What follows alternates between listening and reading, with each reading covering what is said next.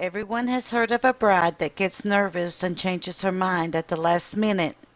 Grooms have the same issues during the wedding and are often called runaway grooms. We are starting our weird stories and unsolved strange cases in eastern Kentucky. This story came to us through a Facebook page, Appalachia's Most Haunted. This is too good to pass up, and we just had to share the tale. The full story can be found in the Chicago Tribune on June 11, 1905. The story takes place in Whitesburg, Kentucky between July 1903 and June 1905.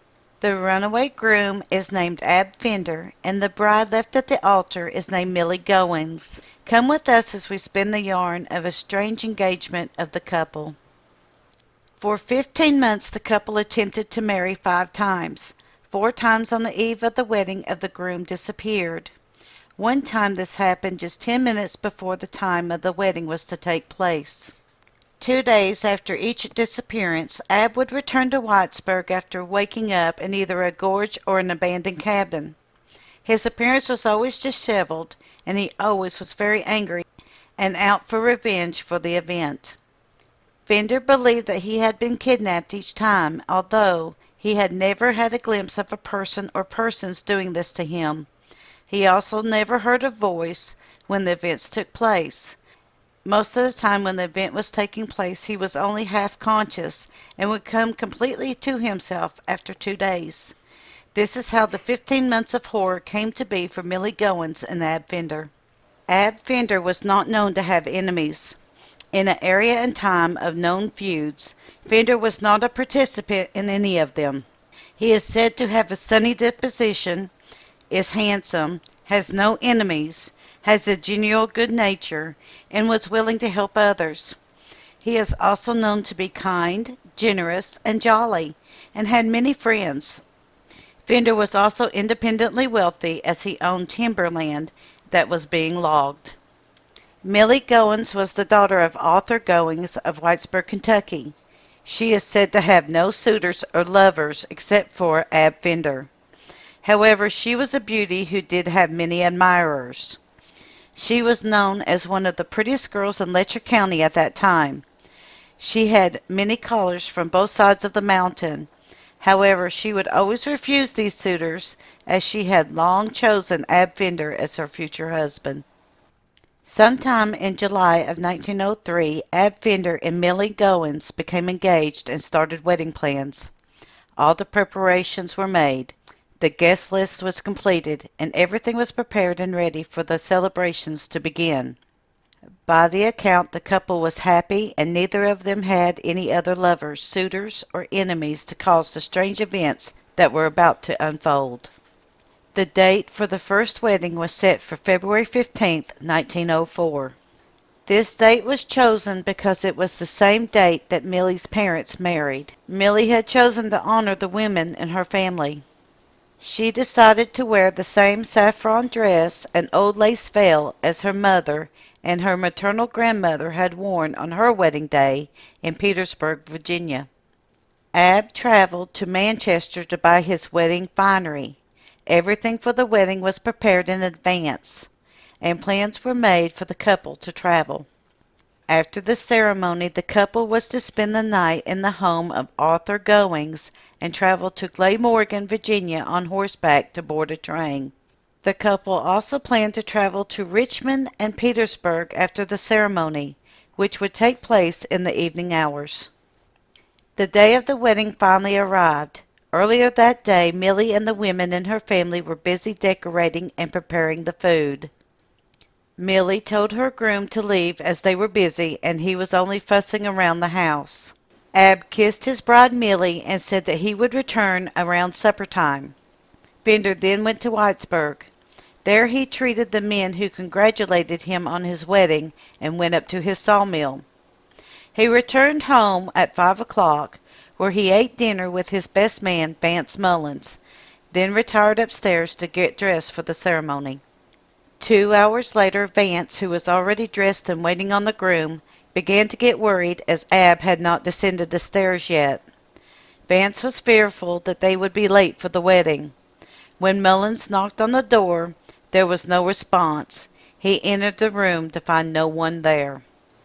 An alarm was given to the community, and several persons were immediately notified of the disappearance. A messenger was sent to the home of Arthur Goins to notify the bride that her groom was not to be found. Many people came to the quick conclusion that Ab had changed his mind and did not want to marry Millie, but although she was heartbroken, she remained steadfast in the thought that something had happened to her Ab, and that she was fearful that harm had befallen her husband-to-be. Many men in the community were willing to comfort Millie in her time of distress, but she was not having any of that. She knew in her heart that Ab would not abandon her willingly. She knew that he would return to her with an explanation. When questioned, Vance Mullins swore that Ab Fender could not leave his room without Vance noticing him. He was in the waiting room at the end of the stairway, and Ab would have to pass by him if he were to leave. The room looked as if Ab had almost completed his dressing and needed to put on his waistcoat and overcoat when he disappeared. A further examination revealed that there were footprints in the garden. There were also footprints as if someone had jumped from a low porch that was located on the side of the house where Ab's room was. At dark, 2 days later after the disappearance, Ab returned to Millie. His wedding clothes were torn and muddy. The family refused to let him see Millie that night. According to Fender, quote, I was just finishing dressing when suddenly I thought I heard a noise on the roof of the porch. I stepped out to the window and looked out. I saw nothing and leaned out further to look into the yard. Then it seemed as if I was being strangled and I lost consciousness, unquote. He later stated that he had awakened in a deserted cabin on the banks of Ovenfort. Millie's family was angry with him and tried to separate the two lovers. However, Millie did see Ab and believed his story. The two came to the conclusion that it had been someone that wanted Millie to break up with Ab so that they could have a chance to woo her. The second wedding attempt was on April 4th. Again, Vance Mullins was chosen as the best man. This time, for safety reasons, both men were armed, and Mullins did not leave the side of Ab while he was dressing. Both men left out for the Goings house on horseback. On the way to the festivities, while 2 miles out from Whitesburg, the two men stopped to let their horses drink from some water in the distillery run. Darkness was upon them as they heard a scream from the bushes that said, quote, Help! Oh, Ab, help! Unquote. Quote, My God, that's Millie's voice, unquote, Ab proclaimed. Springing into action and well armed, Ab ran into the bushes to save his love and called back to Vance to help him. Running after Ab, Vance lost sight of the man. After a few minutes, there was no sound or way to find him. Vance searched the area for 15 minutes with no results. Alarmed, Vance climbed on his horse and again sounded the alarm of the disappearance. Many from the town came immediately to hunt for Fender. Fender's footprints disappeared at the side of the creek. Though the community searched all of that night and into the next day, no trace of him could be found. 2 days later, Fender reappeared. He was angry and embarrassed for the ordeal that his love had to experience. His clothing was again torn, his flesh was covered in cuts and bruises, his hands were scarred, and he showed signs of being in a fight.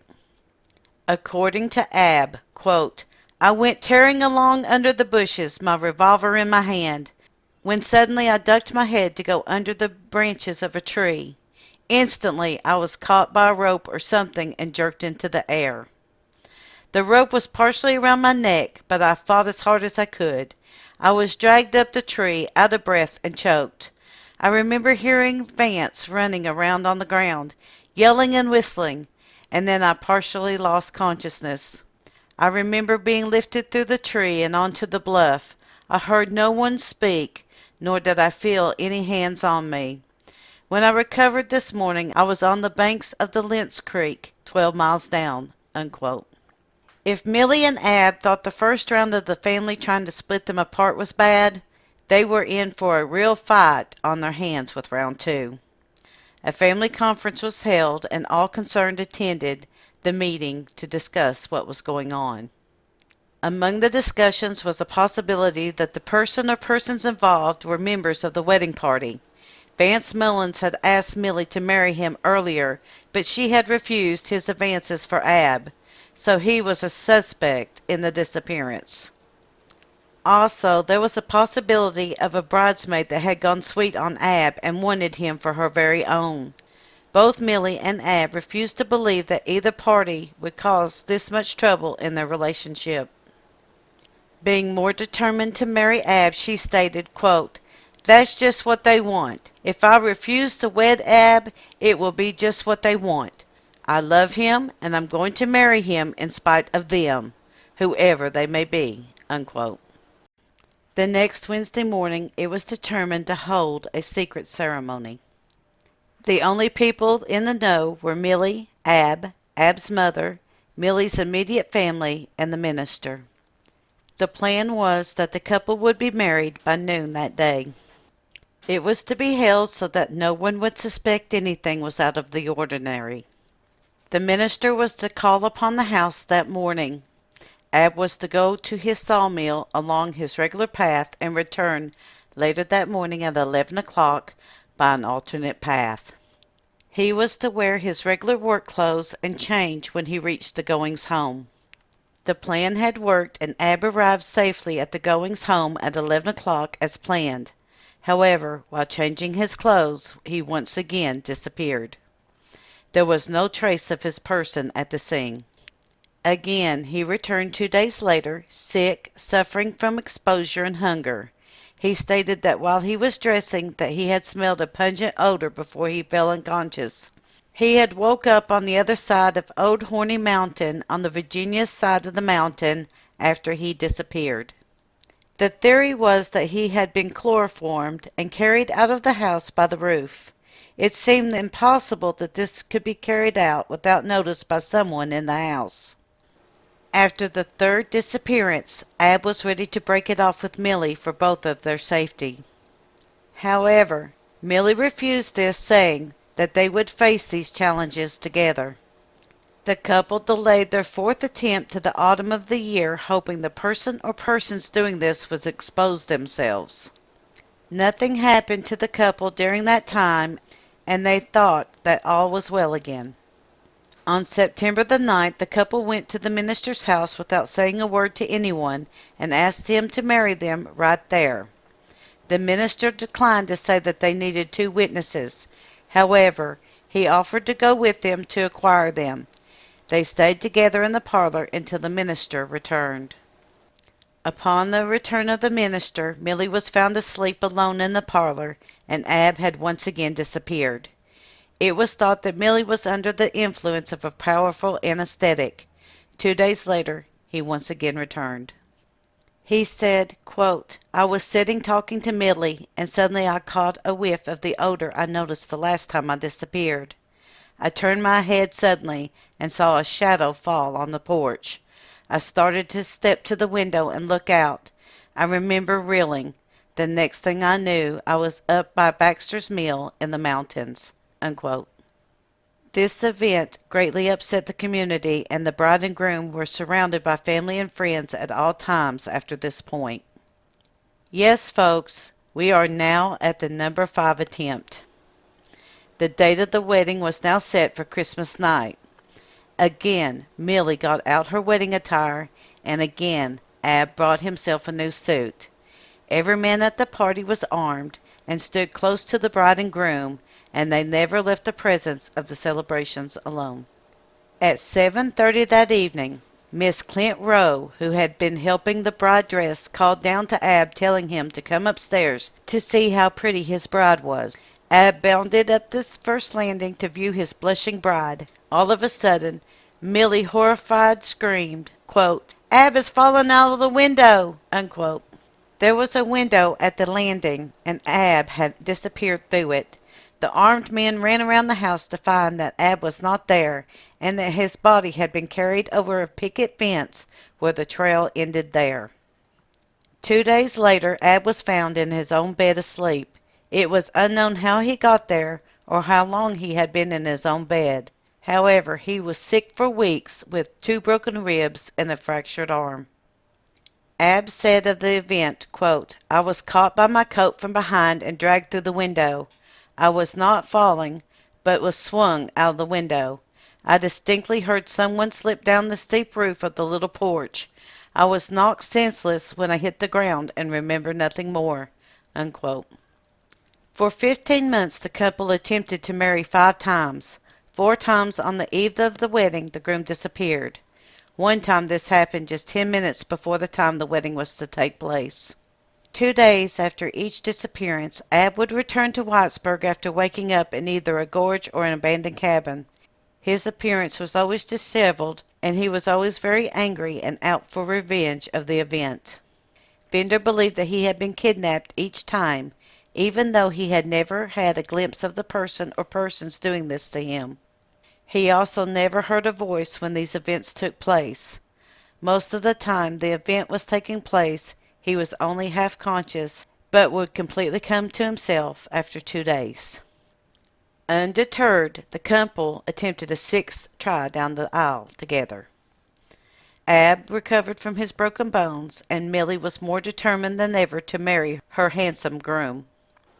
The couple firmly believed that the actions of this person or persons behind these events would cease once they were wed. There had been no real violence against the couple, so it was thought that the suspect was trying to separate them instead of causing them harm. A note about yellow journalism. While Joseph Pulitzer's New York World and William Randolph Hearst's New York Journal War for readers actually made the term yellow journalism famous, it actually involved other papers and newspaper organizations throughout the time. Basically, it is an exaggerated stories or tales, or the twisting of actual news events to suit the needs for the readers or viewers. This term in modern day has changed to, quote, fake news, unquote. While we will not get into the political stance on these events, nor tolerate anyone from either party that does, this time period must be spoken about briefly when talking about this tale. Was this a case of yellow journalism, or did it really happen?